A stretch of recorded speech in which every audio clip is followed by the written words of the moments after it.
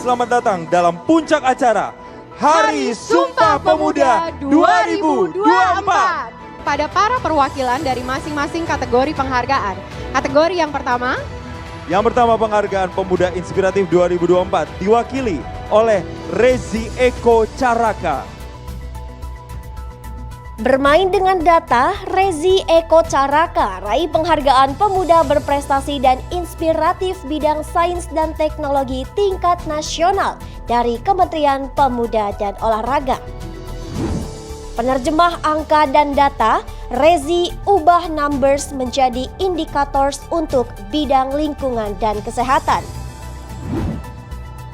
Oportunis, Rezi ungkap syarat penting menjadi seorang data scientist. Seorang data scientist sih sebenarnya harus oportunistik ya. Jadi kita bisa maksimalkan data itu di banyak resource ya.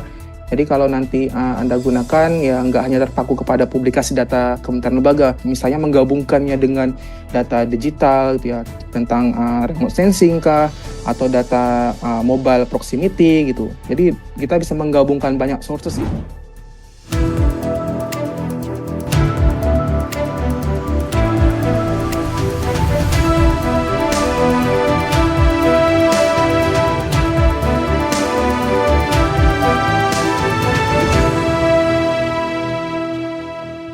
Halo kawan BRIN, kembali lagi bersama kami di BRIN Daily News dengan berita terkini seputar prestasi anak bangsa di bidang riset dan inovasi. Berita hari ini datang dari salah satu peneliti Badan Riset dan Inovasi Nasional BRIN, Rezi Eko Caraka, yang mendapatkan penghargaan prestisius di peringatan Hari Sumpah Pemuda ke-96. Penghargaan ini diberikan oleh Kementerian Pemuda dan Olahraga untuk mengapresiasi pemuda yang berkontribusi signifikan bagi pembangunan bangsa di bidang sains dan teknologi. Rezi sendiri merupakan peneliti di Pusat Riset Sains Data dan Informasi BRIN dan aktif dalam pengembangan sains data, statistika, serta kecerdasan buatan atau AI. Untuk penghargaan tersebut, untuk melihat track record yang pernah saya kerjakan, sebenarnya saya seorang statistisi ya, data science gitu. Jadi yang saya kerjakan itu adalah membuat model baru dan juga menerapannya gitu ya di beberapa bidang SDGs gitu ya, nggak hanya ekonomi tapi kesehatan, lingkungan gitu ya, dan topik-topik lainnya. Terusnya kan ibaratnya AI itu hanya metode ya, metode untuk menyelesaikan masalah gitu di beberapa topik-topik pembangunan berkelanjutan. Misalnya nanti ada data kita bisa lakukan untuk forecasting, misalnya ada karbon gitu ya, ada emisi karbon, bagaimana perhitungan pajaknya. Nah, kita bikin metode itu agar akurasinya, presisinya tinggi gitu ya untuk pemodelannya. Kalau SDGs itu kan ada 17 ya. Jadi kalau untuk sumber data banyak, kadang saya ngambil data di BMKG, ngambil data di BPS, ataupun ambil data dari sosial media. Jadi sumber data banyak sih yang kita bisa gunakan. Yang namanya penelitian kita harus maksimalkan benefit ya, opportunistic gitu. Dan kita harus minimize risikonya. Gitu. Jadi kalau untuk sumber data banyak sebenarnya yang kita bisa gunakan.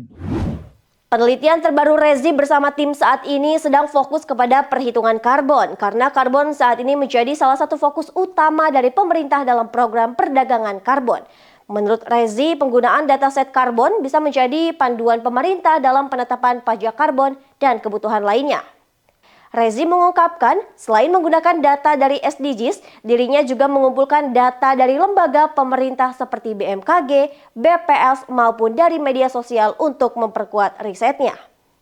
Kalau untuk SDG sih yang sedang kami kerjakan baru-baru ini ya, lagi banyak diskusi tentang karbon gitu. Kita lagi bikin model yang akurasinya tinggi ya, untuk melihat ketika ada deforestasi gitu ya, untuk perpindahan lahan gitu.